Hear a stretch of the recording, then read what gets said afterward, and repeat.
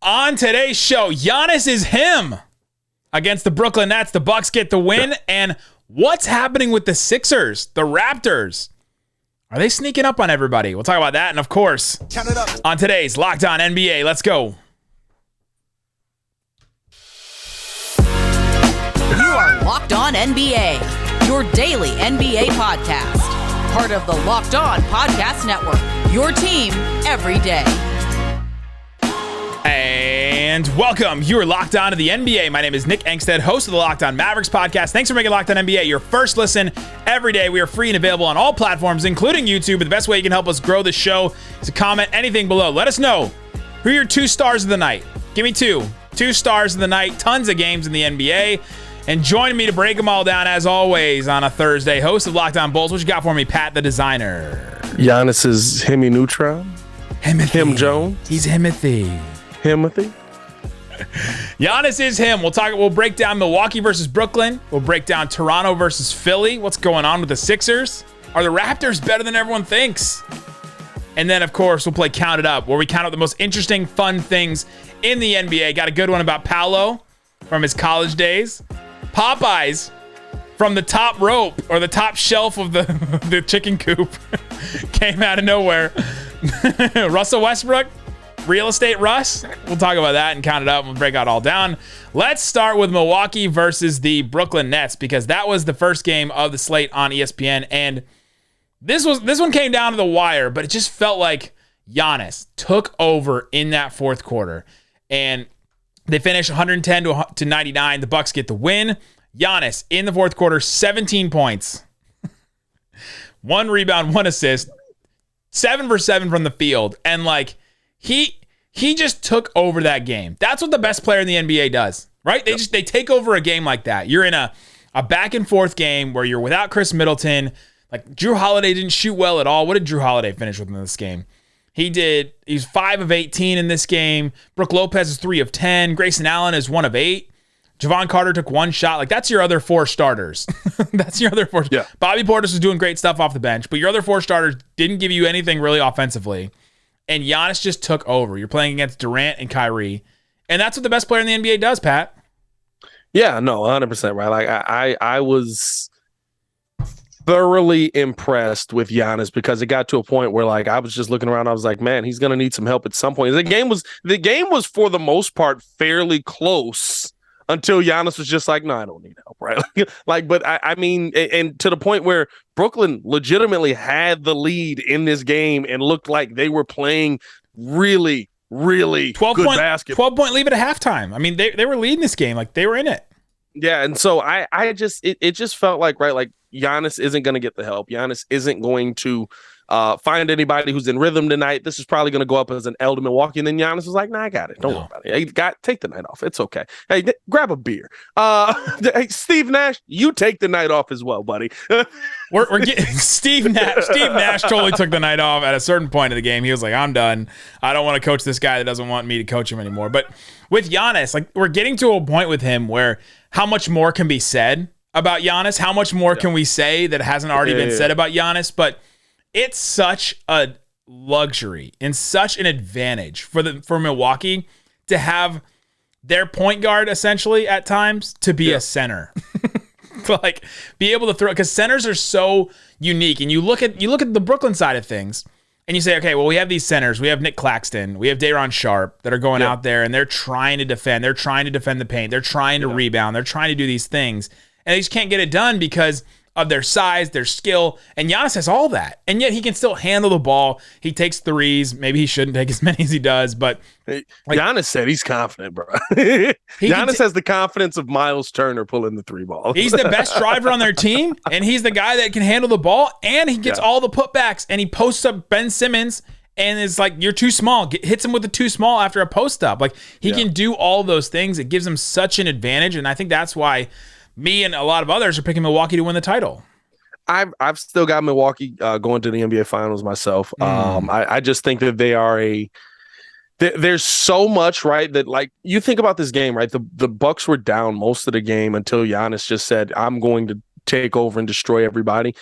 Drew Holiday's not that kind of player. Drew Holiday's not an inefficient shooter. Drew Holiday's a really good shooter. He's a really good defender. That's something you can hang your hat on. Chris Middleton's not even a part of this team. Whether you're like me, where Chris Middleton's kind of a very up and down player to me. Chris Middleton's still every night one of the best defenders in the NBA. Chris Middleton is a huge asset to that team. He's not out there when Bobby Portis is giving you 20 points off the bench. The former Bobby Portis, big right-handed Bobby Portis. You know what I'm talking about? Do you think Mirotic is over in Europe, like watching this game, just going, just can't stay? Do you think he will actually watch Bobby Portis games? I think Nico has no grounds to stand on, because if a dude that looks like Bobby Portis says, "Please don't walk up on me, I will knock you out," and you didn't believe with those him, eyes, you know what I mean? Like, with that's on eyes? you. That's on you. With the eyes. You. Hey, bad decisions were made here tonight. But no, I mean, like, I look at this Bucks team and I feel really good. And I mean, like, tonight was just a night where I felt like at a point, I texted you halfway through, and I was like, dude, like, Kyrie Irving's their leading rebounder right now. They're in trouble. They're in trouble. There's some issues over in Brooklyn right now. They got some issues with the Bucks still, though. Brook Lopez being back is huge for them. Like, major. Brook Lopez played one game to start the year last year, then played the last 13 games of the regular season. That's a thing we overlook when you look back at last season for the Brooklyn Nets, he did play for the Brooklyn Nets, but at one point, yeah, for the Milwaukee Bucks, he's still the leading scorer all time for the Nets. But for the Bucks, they missed Brook Lopez last year. He had 6 blocks in this game, and he had 6 boards, but he affects rebounding in a way that is different than just grabbing boards. Like, he makes space, he allows Giannis to get boards and all that, and they missed him a ton. And so having him back was huge for them. And then we mentioned Bobby Portis, 20 points, 11 boards off the bench. He hit 3 threes. He has turned into like this finesse shooter at times, where he hit a shot over KD, and you're like, who is this guy? Like, I don't even recognize. It's been a couple years since he's added that shot. Like, it's been a little while. Like, I should be used to it by now. I'm just not. Like, I'm just not used to him seeing with a soft touch from 3. Like, he's just become such an asset for that team. Re-signing him, they did that this offseason, right? Like, that was huge for them. Yeah, I mean, you look at this team, and the front court is where their bread and butter is at, right? Like, and Brook Lopez is like you talked about, right? Like, I want people to understand, because if you didn't hear it right, you would think that Nick made a mistake. Well, like, he meant to say rebounds when he said block. No, Brook Lopez had 6 blocks. You had to look it up. You didn't think I was right. No, I had the stats up here already, but just how you said it, right? It was like he had 6 blocks, he had 6 rebounds. Like, it was like, no, he had 6 blocks tonight. Brook Lopez is, and by the way, he's not the best defender on the team. I know. He was up for Defensive Player of the year before last, though. And so that's the part, right? Like, tonight, when you saw this team, it got to a point where there was nothing Brooklyn could do. And the defense of this Milwaukee Bucks team is what caused the scoring drought that Brooklyn ends up going through. I think, what was it, a 3-minute and 40-second scoring drought or something like that? Like, they were struggling to be able to put the ball in the basket, all while Giannis is destroying them on the other side. So I think it's like, the defense of this team is still, to me, probably the best in the Eastern Conference, arguably the best in the NBA when they're 100% healthy. On the Brooklyn side of things, their flaws are obvious. They have Durant and Kyrie that can score. Durant had 33 and Kyrie had 27. And they just can't defend anybody, it seems like. And even in this game where Milwaukee's offense was awful. Like, I don't even know if I want to give too much credit to Brooklyn's defense in this one. Milwaukee, what'd they finish with? They had a 101.9 offensive rating, which is just awful. But, like, they struggle around the edges. Like, if you wanted to borrow a football term, like, in the trenches, they struggle in the trenches everywhere. They got skill positions. They have tons of skill positions with Durant and Irving, and bringing Joe Harris back now for a couple games, Patty Mills. They've got guards. They've got skill position guys. They just do not have the in the trenches guys. Royce O'Neal gave you 4 threes. That's huge. You're not going to get that every single night. And then the real problem is what is Ben Simmons? Like, what is Ben Simmons at this point? He's been out for a couple years, and they're still trying to figure it out. And I don't blame them or him for trying to figure it out. It just gets more confusing, I think, with each passing game that we watch him. I think the thing that the question that's going to be the biggest thing around this Brooklyn team, like you said, what is Ben Simmons? Also, where are they going to get this rebounding from? That doesn't seem like anybody else on the team. I mean, even scoring wise, right? Like, I have some questions on is anybody else on this team going to score enough? We thought Patty Mills would bring you some good offense, right? 0 points tonight. 18 minutes. Yeah. He was out there running and jumping. And the question mark is, right, does Seth Curry fix that? Does TJ Warren fix that? Does Marcus Morris? Which Morris is there? Marcus Morris, right? No. Marquise is in LA. Got it wrong again. Wrong coast, wrong Morris. Sister. Although some people think that they may be the same person. They are the same person. I saw that playoff run. But no, I really look at this Brooklyn team, and my biggest question with this team is just like, who's going to step up and pick up the slack that Kyrie Irving and Kevin Durant have? Right now, the slack that Kyrie Irving and Kevin Durant have is neither of them are going to be down low trying to grab rebounds, play in and play out, even though Kyrie had 9 tonight. And, of course, the Ben Simmons question is Ben Simmons worth it if he's not giving you, at a minimum, 10 points per game? To the point, I don't know if you saw the clip, Kyrie Irving yelling at Ben as he's going into the paint. Shoot it, Ben. Shoot it, Ben. Remember that we weren't going to be worried about that with Ben Simmons. That's not what we were going to be talking about with Ben Simmons. But he's not even, right, like, he's not even being dominant Ben down low. And maybe it's the back. Maybe it's him working his way back in. That's all going to take time. We're only 5 games in, but five rebounds, 9 assists. That's a normal Ben Simmons day minus the points. Is that enough for you? Although maybe a little better defense would help. It'll take some time. If you want to hear more about them and figure out more about the Nets, you can go listen to Locked On Nets. Obviously, Locked On Bucks with Kane Pittman's got great stuff every day as well. Coming up, let's get into the Sixers. What's going on with the Sixers? They're 1-4. What's wrong with them, and what's right with the Toronto Raptors? Talk about that coming up. But before we do, let me tell you about Prize Picks. Prize Picks is fun. Go check out Prize Picks and see what you can do. Check out the every single day daily odds that you can pick between. Let's go ahead. Let's go see what they got for. Ooh, they got NFL odds up right now. Thursday Night Football. Lamar Jackson, over under 210.5 passing yards. Who are they playing? They're playing the Bucks. Give me over on that. Give me over on that. Yeah, give me over on that. Oh, yeah. Listen to this one, Prize Picks. Tom Brady, 280.5 passing yards against the Bucks. Give me under on that one. Come on. He's looking 46. I put down just $10. I can win $35. If you want to play a little bit more fast and free, put down $50. You can win $175 on that right now if you put it down on Prize Picks. You're not playing against pros and all that. Download the Prize Picks app. Go to prizepicks.com and sign up and play daily fantasy sports. First-time users can receive a 100% instant deposit match up to $100 with the promo code LOCKEDON. Prizepicks.com, or you download the app. Promo code LOCKEDON. All right, Pat. We're talking about the 76ers versus the Toronto Raptors. The Raptors get to win 119-109, but we'll talk about the Raptors, but I feel like the story of this game is the Sixers, really. Like the story of what's going on with Joel Embiid, James Harden. This was a lot of people's, including mine. Like sneaky, they're going to be the number 1 seed in the East pick. Like, okay, here we go. This is their year. They got a ton of talent. They added Melton. They added PJ Tucker. They added House. They're going to be better this year. Tyrese Maxey's going to take a step forward. James Harden's in shape, and he's not carrying briefcases of cash around with him all the time. We don't know if that last part is true. Oh, but the last part, yeah. But the Sixers, it just looked like you look at the box score for Joel Embiid in this one. He scored 31 points. I watched the whole game. He did not seem to have a 31-point impact on this game. Yeah. He had 5 boards, none of them on the offensive end. He had 3 assists. He had 0 blocks. It just looks like he's so limited right now. And it may be the plantar fasciitis. It may be the foot situation he's dealing with. It just, the Raptors did not play traditional centers besides Christian Koloko, who is slight and young. Yeah. And he just, anytime he was down low, he could dominate. He just didn't have enough to dominate the whole game, and that's what they needed in this one.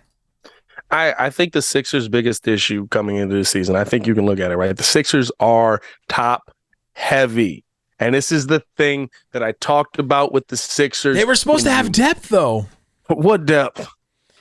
All those guys I just said that they were supposed to have added. Like, that was the whole narrative around them, is that, okay, they're bringing in Melton. They're bringing in Tucker, House. Hey, listen, Nick, Maxey.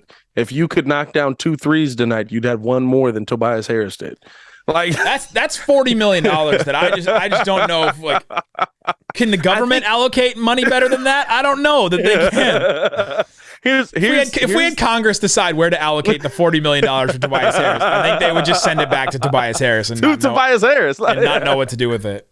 Send it to PJ Tucker. He'd buy shoes, sell the shoes to Tobias Harris, and Tobias Harris. And that's as political as we're gonna get today. Boom. No, but I mean, I think that's been the issue with the question mark to me with Philly all year, right? Yeah. Like, where's this depth? Where's this depth we talk about? Tyrese Maxey did his job, right? And again, right, it didn't look as like you see the numbers and the numbers look great. It didn't look that way, but it doesn't look that way because if I score a bucket and then I'm running down the other end and you easily get a bucket on the other end, that's where the problem comes in. Maxey, 31, 5 and 6, 12 of 21. Not a bad night. Embiid, 31, 5 and 3, 12 for 17. Looks good. Harden, 18, 7 and 9. PJ Tucker, 8 points. Fine, yeah. Tobias, 3. Anthony Melton, 12. Not bad. Off the bench, great. Daniel House, 3. Niang, 3. These are your big minute guys off of your bench. And when you look at the flip side with Toronto, you're seeing teams all the way down. Yeah, you might not have a 31-point game guy, but the depth of this team, and it's the biggest question that I asked. It wasn't, could James Harden work with Maxey? Could James Harden work with Joel Embiid? I think James Harden can work with those guys. Tobias Harris is useless in this offense, and he was useless in this offense last season. Nothing's changed. And he's offensive. Like it's offensive to me, his offense, right? But like he's totally miscast in this role.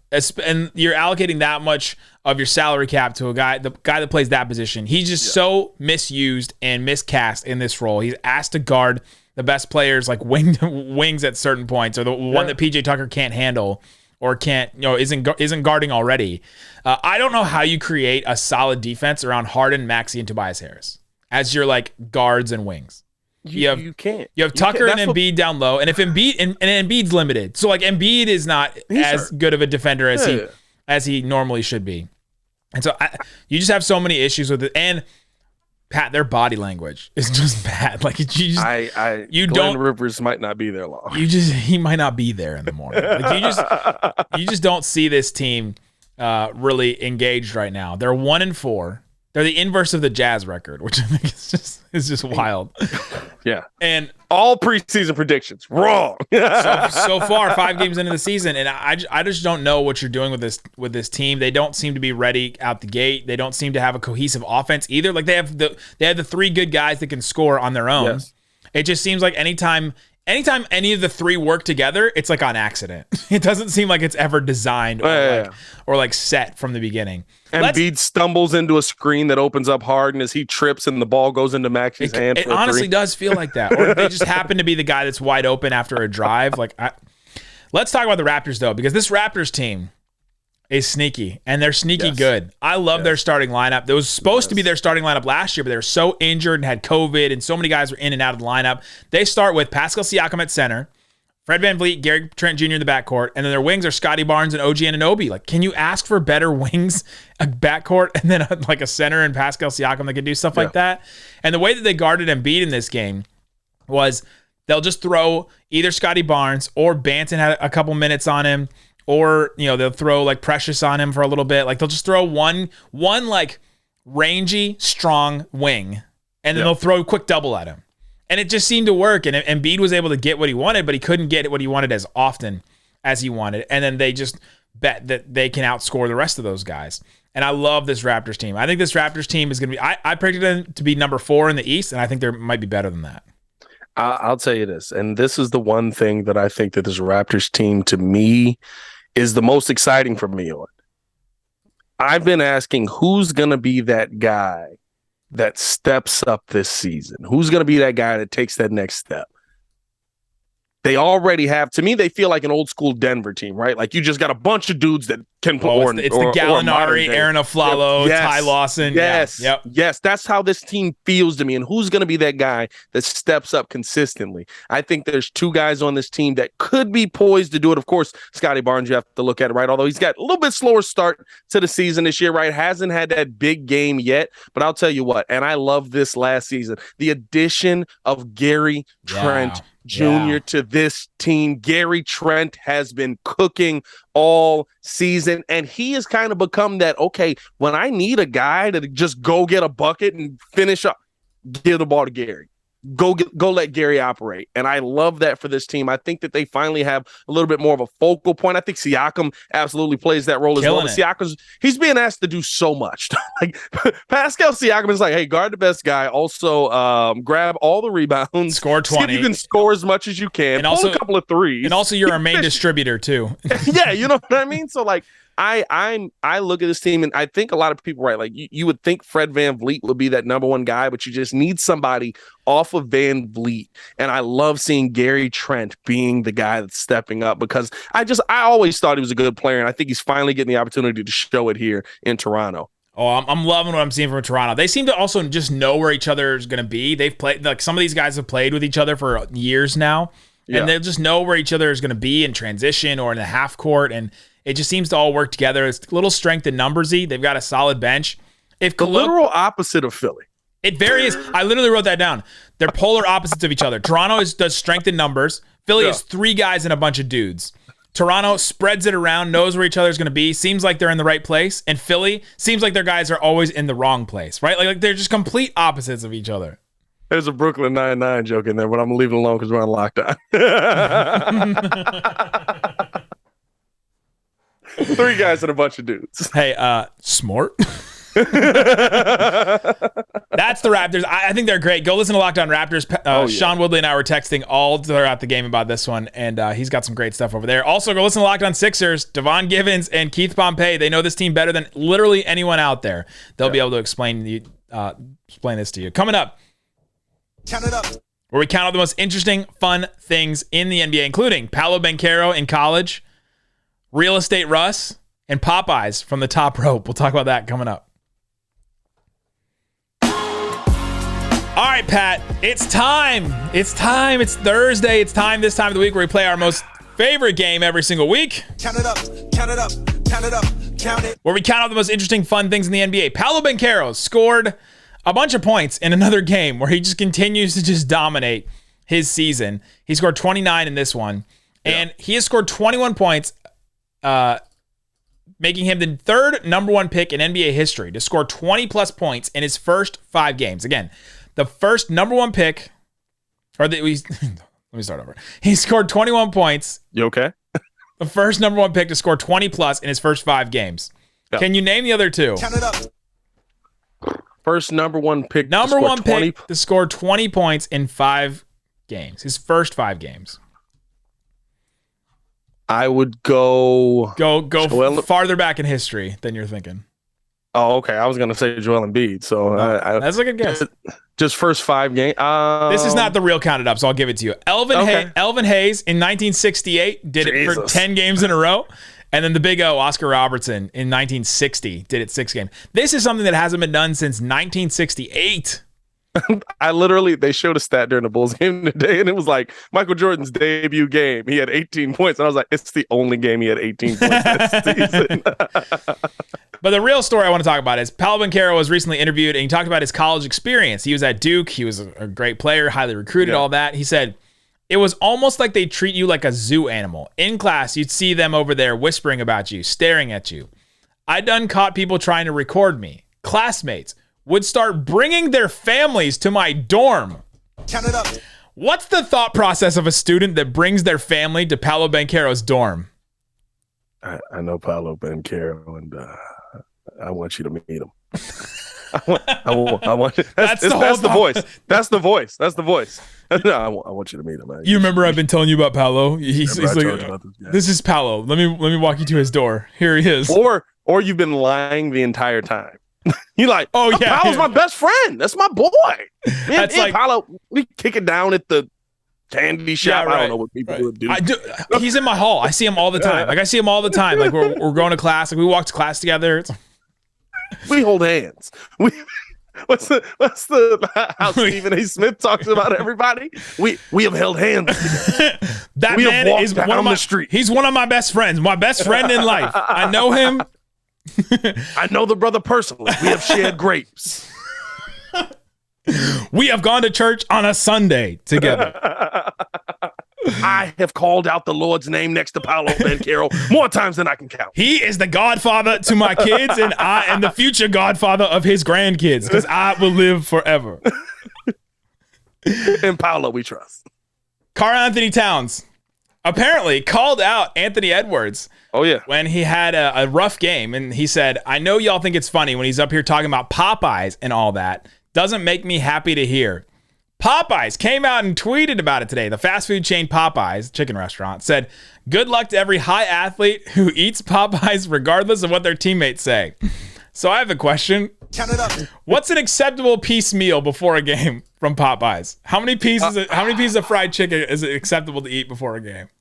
I think you gotta go before a game. How soon are we talking? Right, I think that's the question. Yeah, right. You're playing I guess you're playing in 2 hours because you got to 2 hours. Okay, 2 hours. You got time to digest a little bit. I'm going 5 piece. A 5 piece. 5 piece. I could do it as an athlete. You know how many calories That's I'm gonna burn tonight? I always think about the Michael Phelps meals that we were shown during the Olympics. By the way, just in case, right? And do we not know Anthony Edwards because Karl Anthony Towns said that didn't go upgrade and get a 5 piece with a 3 piece tender and a large pop? He's tonight. He's free 34. He killed it. Yeah, tonight 34, 9 assists, 3 rebounds, all probably 8 of them to catch. He's free chicken sandwiches for life. He's getting how do you not get a deal out of this? He's getting a deal out of this, guaranteed. Got to. Russell Westbrook bought a house recently from an F1 racer, I guess, that he bought it for $37 million. Yeah. Crazy, insane. Turns out the house is right across the street from LeBron James. Count it up. How many awkward encounters to get the paper or to just be at their house will LeBron and Westbrook have at this new thing after he gets traded? So do you think Westbrook's coming over asking Brian to pass some sugar? Yeah, you have any butter? Can you pass me some juice? LeBron just opens the door and goes, well, you never passed. That's going to be so awkward, them being neighbors. Like, I don't think so, right? I think LeBron and Russ genuinely have always had a relationship where they like each other. I think that it's just not working out basketball wise. Like, I mean, you shouldn't have put those two together. I'm pretty sure there was nobody in the NBA world that was like, neither of them shoot that well. That's going to work. Including LeBron. Remember, there's not a lot of lasers on this team. Pew, pew. Pew, pew, pew. All right. It's a laser. Eric Bledsoe has now signed a deal with the Shanghai Sharks to go over and play in China. In 2020 in the playoffs, 2020 in the playoffs, so in the bubble, he started all 9 games for the Bucks in the playoffs. So, my question is for you. Let's look at the 2021 playoff games and see who started 9 playoff games and see which of these players is most likely to play in Shanghai next season to sign over. Because that's wild to me. He went from starting all 9 games in a playoff series in a playoff run with the Bucks, who were a really good team, to now just completely out of the league playing in China. As somebody who has many Milwaukee Bucks friends, based on the how close it is to Illinois, they were not thrilled at his 9 games. I will tell you that much. They were very excited to see Drew. Here are the obvious answers. So you tell me, do you envision this person playing out of the NBA basically in 2 years? Let's do it. Or no, next season. Next season, let's do it. The Denver Nuggets backcourt in 2020, if you remember, was Austin Rivers and Facu Campazzo. They both started 9 games each. Both of them will still be in the NBA. In next year.